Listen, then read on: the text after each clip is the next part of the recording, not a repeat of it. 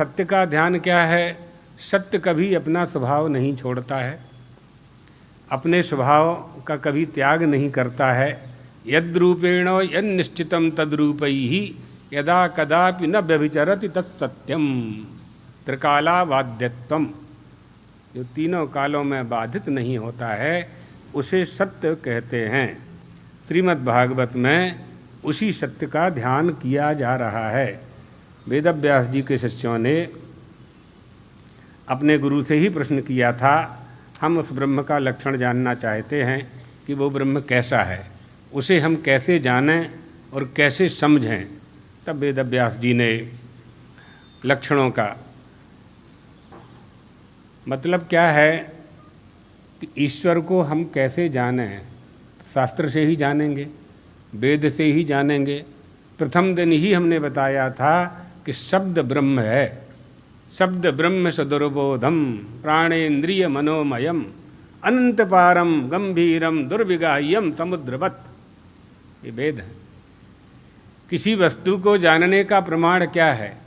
रूप के संबंध में आपके नेत्र ही प्रमाण हैं, रस के संबंध में जिह्वा ही प्रमाण है, शब्द के संबंध में कर्णेंद्रिय ही प्रमाण है, दुख और सुख के संबंध में मन ही प्रमाण है। कैसे जानेंगे आप? आप दुखी हैं कि सुखी हैं? मन को मालूम पड़ता है? नहीं, किसी को मालूम नहीं पड़ता, मन को मालूम पड़ता है। शोक और मोह मन में होता है। मनसा शोक मोह कौ, ये सब इसमें प्रमाण हैं।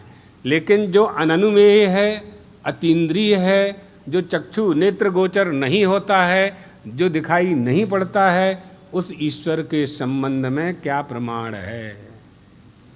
ईश्वर है कि नहीं है, इसमें क्या प्रमाण है ना? बहुत लोग प्रश्न करते हैं, दो प्रश्न लोग करते हैं। ईश्वर दिखाई नहीं देता तो हम कैसे माने?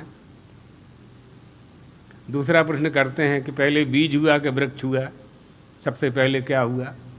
पिता पहले हुआ कि पुत्र पहले हुआ? बीज पहले हुआ कि वृक्ष पहले हुआ? ऐसे प्रश्न लोग किया करते हैं। जिज्ञासा की दृष्टि से तो अच्छी बात है, लेकिन ये बात समझना चाहिए कि जो वस्तु नहीं होती है वो कभी कहीं किसी को प्राप्त नहीं होती है।